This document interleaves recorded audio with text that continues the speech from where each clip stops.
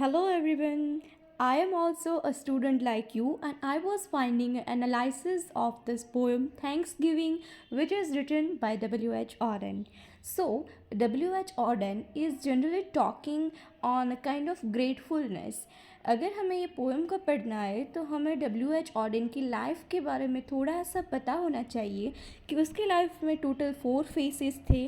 वो 4 फेसेस में कहाँ से उसने इन्फ्लुएंस लिया और how his poem is influenced by some great writers, authors, and philosophers.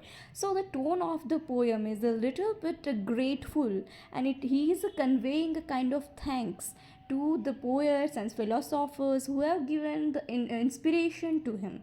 So let us start this poem. When prepubescent I felt that moorlands and woodlands were sacred, people seemed rather profane. Means जब हमारी puberty की as होती है between the 11 to 14 years, W.H. Auden loved the nature and the purity a lot. He felt that people are seemed rather profane. Profane means apavitra. He did not have interest in that people. He was purely in love with nature. So it is the very first phase of his life.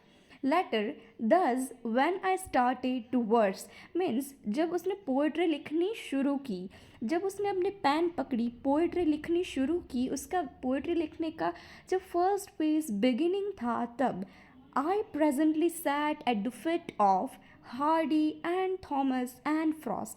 Means उसने जब उस वो है Thomas Hardy, Thomas Dylan Thomas and Robert Frost उसके पैर में बैठा था. मीन्स कि उसने उससे इंस्पिरेशन ली थी. उसकी जो पोएट्रीज थी, उसकी जो हार्डी की नॉवेल्स थी, रॉबर्ट फ्रॉस्ट की जो पोएम्स थी, डिलन थॉमस की जो पोएम्स थी, उसमें जो जो थीम स्टाइल उस वो सब था, उससे इन्फ्लुएंस हुआ था हमारा W H Auden. So that is the very first paragraph which is conveying a kind of gratefulness. Later on falling in love altered that. So here falling in love I have two references. falling in love means अगर ये poetry के love में पढ़ रहा है या फिर एक रेफरेंस उसकी की बायोग्राफी से भी है. चेस्टर कॉलमैन, उसके साथ वो काफ़ी समय में सेक्सुअल रिलेशनशिप में रहा था. सो वो ये लव की बात कर रहा है या पोएटिक लव की, पर फिलहाल हम पोएटिक लव को कंसिडर करते हैं. सो जब वो पोइट्री के लव में पढ़ता है तो now someone at least was important, Yeats was a help, so was Graves. So W.E. Yeats was helping him. So his poems were seeming a kind of soothing, and Robert Graves' poetry were also soothing to him when he fell in love with the verse, or rather the Coleman. Then, without warning, the whole economy suddenly crumbled. W.H. Auden has been lived during the 1907 to 1973 something. So when he was young and growing, the World War the first took place in 1914. So after that we know America की जो great economical disaster था, fall था share market का, it is considered as a period of the great depression.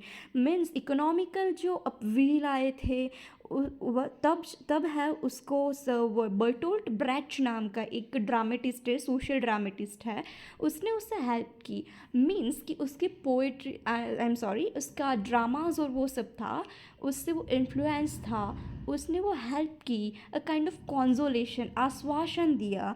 तब उसने वहाँ से आश्वासन पाया उसके जो ड्रामाज वगैरह लिखे थे हमारे बर्टोल्ट ब्रेच ने, उससे. अब आता है उसकी लाइफ का दूसरा फेज़, मतलब आगे का फेज़. हमें पता है वर्ल्ड वॉर द फर्स्ट में हिटलर है जो पॉलिटिकल लीडर है जर्मनी का. स्टालिन, जोसेफ स्टालिन, जो कि एक रशियन रिवॉल्यूशन का लीडर है, वो सब ह्यूमंस को एक मशीन की तरह ट्रीट करता है और उसको मैकेनिकल ग्रोथ लाना था, ह्यूमनिज़्म में कोई फेथ नहीं थी उसको। तो ये सब इंसिडेंट से वो एकदम क्रूअल थे, एकदम cruel. So hair raising things, he is considering such things as a hair raising things, means it is full of tyranny and cruelty. So he says that forced me to think about God. So the W.H. Auden was believing in God. उसको God में बहुत faith था। पर ये Hitler और Stalin के जो actions थे वर्ल्ड वॉर के टाइम के, like in between the period of 1914 to 1913, that phase it is talking about, he is talking about. So तब उसने क्वेश्चन किया कि अब तक तो मुझे गॉड में फेथ थी, पर ऐसे इंसिडेंट्स हो रहे हैं, तो गॉड सच में है या नहीं है, वो ये सोचने के लिए मजबूर कर दिया है ये जोसेफ स्टालिन ने और हिटलर ने। Then why was I sure that I were wrong? Wild Kierkegaard, Williams and Lewis guided me back to the belief. So वो बोल रहा है कि क्या मैं गलत था, मेरा विश्वास गॉड के ऊपर गलत था, ये क्या हो सकता है, ये कांस्टेंट डिलेमा कन्फ्यूजन में था। तब ये कियर्कगार्ड, ये एक फिलोसोफर है जो एग्जिस्टेंशियलिस्टिक एंड निहिलिज्म एंड सारी फिलोसॉफी से जुड़ा हुआ है। William Carroll Williams is also a poet and C K Lewis और सी एल लिवाइस, ये भी एक पोएट है। Guided me back to believe. So ये लोग ने फिर से W.H. ऑडेन को हेल्प की गॉड में बिलीव करने की, that God is literally existing in this world. So these philosophers, these poets have helped him to believe in God. सो उसके सब वर्क और सब पढ़ा उसने और फिर से गॉड में बिलीव करने लगा। Later on, now as I mellow in years and home in a bountiful landscape nature allures me again. तो फिर से हमने देखा कि सब फर्स्ट पैराग्राफ फर्स्ट लाइन में था कि जब प्यूबर्टी की एज में था तो उस नेचर एकदम प्योर सूथिंग लगता था। तो फिर से अब वो फेज़ वापस आता है, उसको शांति, फार्म में एक उसका मस्त घर हो, ऐसा उसको इमेजिनेशन आ रहा है, ऐसा उसको लग रहा है कि नहीं यही शांति है। तो नेचर की तरफ का अफेक्शन फिर से उसे वापस आया। तो first phase is now matching to this phase as well. So he want to leave such charming such soothing life again. So अब नेचर की तरफ उसका अफेक्शन फिर से जाग गया है। पर तब उसको नेचर बाहर से अफेक्ट करता था, अब अंदर से नेचर उसको सूथिंग और काम लगता है, क्योंकि एक लेवल की मैच्योरिटी आ गई है उसमें। Then, who are the tutors I need? Well, Horace, adroitest of maker, Beaking in Tivoli, and Goethe, devoted to stones, who guessed that he never could prove it. Newton light science अस्ट्रे।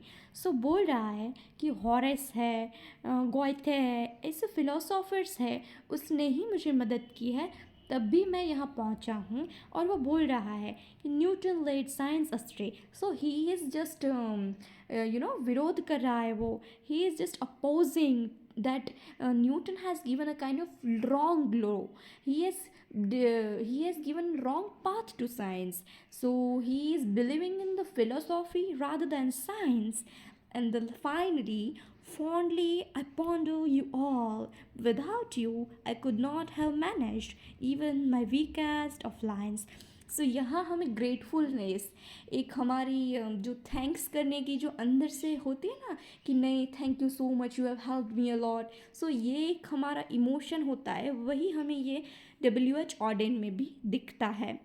ये बोलता है कि fondly I ponder you all. Ponder means उसके deep thinking में चले जाना, कि मुझे खुशी है मैं आप सबके विचारों में चला गया और मुझे गर्व है कि मैंने आप सबको फॉलो किया। और मैं आप सबको एक थैंक्स अदा करता हूँ कि आप सब लोगों की पोइट्री से, फिलोसॉफी के, आप सबके आइडिया से मुझे बहुत सारा सीखने को मिला है। और आप कोई भी ना होते, आप सभी ना होते, तो मेरी ख़राब से ख़राब पोइट्री की लाइन है वो भी प्रोड्यूस ना हो पाती।